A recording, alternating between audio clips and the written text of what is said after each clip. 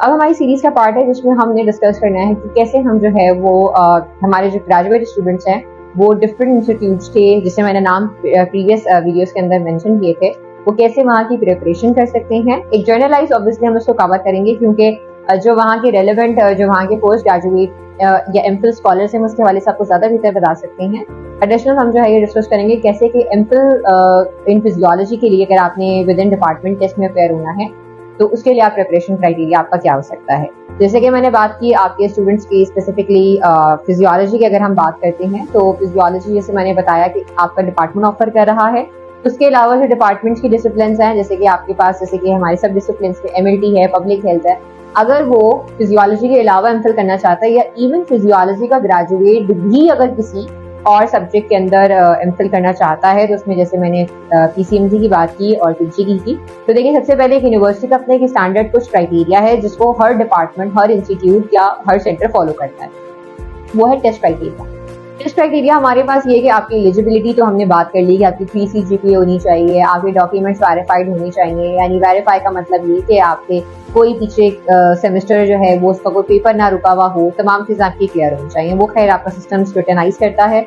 आपने टेस्ट की प्रिपरेशन अब जब करनी है तो इसलिए आपको उससे पहले एक फॉर्मेट का अंदाजा होना चाहिए कि बेसिकली उसका फॉर्मेट क्या है। टेस्ट की प्रिपरेशन कर तो रहे हैं लेकिन उसका कोई सिलेबस है, कोई कोर्स आउटलाइन है, ऐसा कोई सिलेबस कोर्स आउटलाइन नहीं है। जो जर्नलाइज एक्सपीरियंस बेस्ड इंफॉर्मेशन है वो मैं आपको प्रोवाइड करने की कोशिश करूंगी अपने एक्सपीरियंस के बेसिस पे एज एमफिल स्कॉलर। सो सबसे पहले ये कि आपका जो इम्पोर्टेंट है that is your compulsory subject जो कि आपने कवर करना है, विच इज इंग्लिश। इंग्लिश का जो पोर्शन है, अगर हम टोटल टेस्ट के, अगर हम वेटेज की बात करते हैं, पहले मार्क्स की बात कर लेते हैं कि टोटल जो टेस्ट मार्क्स है दैट इज 100 मार्क्स। आपके पास 100 मार्क का पेपर है, ठीक है। अब ये यूनिवर्सिटी पॉलिसी वो डिसाइड करती है कि वो प्योरली ऑब्जेक्टिव है या ऑब्जेक्टिव एंड सब्जेक्टिव है, लेकिन सब्जेक्टिव आपको इंग्लिश में नहीं मिलता। प्योरली हम पहले इंग्लिश की बात करते हैं तो वो हमारे पास 20 मार्क का ऑब्जेक्टिव बेस्ड पेपर होता है। इंग्लिश के लिए जो चीज इंपॉर्टेंट ये है वो ये कि आप उसको क्वालिफाई लाजमी करना है। क्वालिफाई करने का क्राइटेरिया ये है कि एटलीस्ट आपके जो है 50% आपने टेस्ट मार्क्स अपने क्लियर करने हैं। यानी इसका मतलब ये कि टोटल अगर हम 100 को डिवाइड करते हैं तो 20 जो है वो हमारे पास इंग्लिश के लिए है, 80 हमारे पास आपके कोर सब्जेक्ट के लिए है।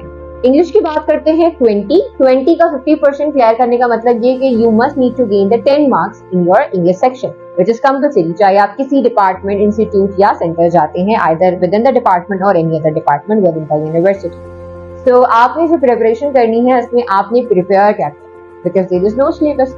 तो आपका जो सबसे पहला कंसेप्ट है वो ये कि आपका इंग्लिश का जो पेपर बनाने वाले होते हैं वो इस चीज पे फोकस्ड होते हैं कि जो स्टूडेंट या जो कैंडिडेट है जो कि टेस्ट में अपेयर हो रहा है उसकी क्रिटिकल एनालिसिस कितनी अच्छी है। क्योंकि आप चाहे किसी भी कमीशन एग्जाम की तरफ भी जाते हैं तो वहां पे भी आपके पास आपकी लर्निंग से ज्यादा या चीजों को याद करने से ज्यादा आपकी क्रिटिकल एनालिसिस पे फोकस किया जाता है। तो जैसे कि अगर इंग्लिश की अगर हम बात करते हैं तो एक कॉम्प्रिहेंशन आपके पास, एक पैराग्राफ, एक पैसेज जो है वो आपके पास मौजूद होता है।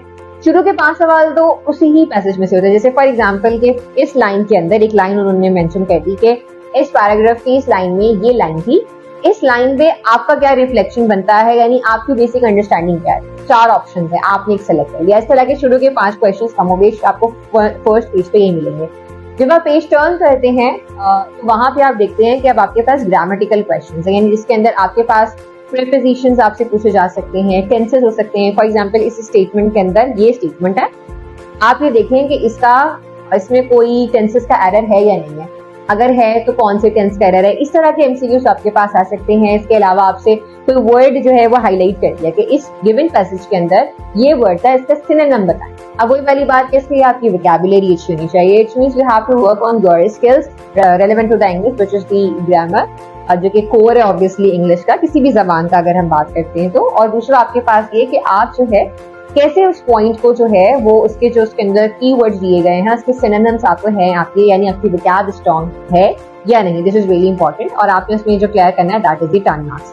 अब हम बात करते हैं 80 मार्क्स की। 80 मार्क्स अगर हम बात करते हैं जर्नलाइज बात करते हैं तो देखिए 80 मार्क्स जो हैं वो तो अपने कोर के होंगे। जैसे कि अगर पीसीएमजी का आप देते हैं तो वो आपसे जेनेटिक्स के क्वेश्चन पूछेंगे, सेल बायोलॉजी के पूछ लेंगे, मॉलिक्यूलर आपसे बेसिकली साइंसेस के या मॉलिक्यूलर जो है बेसिक्स टॉपिक्स के आप क्वेश्चंस आपके पास आ जाएंगे। हो सकता है उसमें आपको तो क्वेश्चन फिजियोलॉजी का भी नजर आए, कुछ बायोकेमिस्ट्री का, कुछ माइक्रो का, बिकॉज ये सारे डिसिप्लिन आपस में इंटरलिंक्ड है, तो अल्टीमेटली आपको क्वेश्चंस भी नजर नहीं आएंगे इस तरह से। लेकिन आप कहें कि प्योरली फिजियोलॉजी का टेस्ट आपको मिलेगा पीसीएमटी में, नहीं।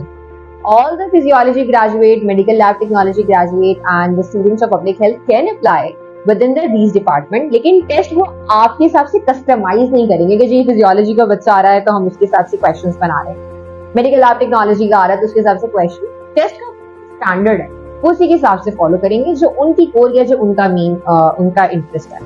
इसी तरह से अगर मैं किपजी की बात करती हूँ जो कि इंस्टीट्यूट है आपका बायोटेक्नोलॉजी का, तो उनका फोकस किस पे होगा, बायोटेक्नोलॉजी बेस्ड क्वेश्चंस पे। So this is how you have to divide, कि आपने अपने क्वेश्चंस को इस तरह से डिवाइड कर लिया। अच्छा, अब आपने इसके बाद करना ये है कि अब आपने, अगर हम बात करते हैं तो जर्नलिस्ट की, अब हम बात करते हैं फिजियोलॉजी के 80 मार्क्स है। 80 मार्क्स आप कैसे कवर करेंगे?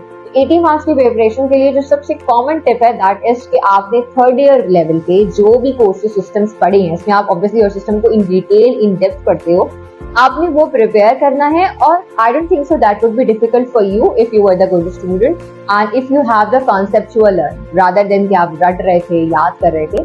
अगर आपके पास अपने कुछ रफ नीड्स नोट्स हैं, कोई आपने बुक में हाईलाइट्स किए हुए पॉइंट, या आपके पास कोई क्लास के रिटन लेक्चर्स है, that would be fine enough to prepare yourself for the physiology. आपने सारे सिस्टम्स थर्ड ईयर लेवल पे पढ़े हैं, either it is cardiovascular, endocrine, reproductive और specifically respiratory, the renal, vascular, whatever. अब आपने इसके साथ से अपनी क्वेश्चन की प्रिपरेशन की, आपके पास जो है वो ये आपने कोशिश करनी है कि जो आपके पास बेसिक लेवल्स के सिस्टम्स थे वो आपने कवर करनी है। अगर मैं कोई बुक रिकमेंड करना चाहूँ तो simply you can follow the Tortora as well, that would be fine enough for the revising the concept तो बने हुए हैं आपके ना, बिकॉज आप फिजियोलॉजिस्ट हो, लेकिन आपने उसको रिवीजन करनी है तो टोटोरा वुड बी इजी कि आप शॉर्ट टाइम में रिवीजन कर सकते हो। लेकिन अगर आपने कोर कंसेप्ट्स को समझना है थोड़ा सा इन डिटेल, जैसे कि ब्रास पाथवे है, कंडक्टिविटी है, यानी कंडक्शन सिस्टम कैसे हो रही है with in the heart, for example आपने न्यूरोमस्कुलर जंक्शन पढ़ना है, यानी जिस तरह के थोड़े डिटेल्ड आपके पास मैकेनिज्म्स हैं, इसके लिए मेरा एक गोल्डन टिप मेरे एंड से ये है कि आप उसी गाइडेंस से प्रिपेयर करें।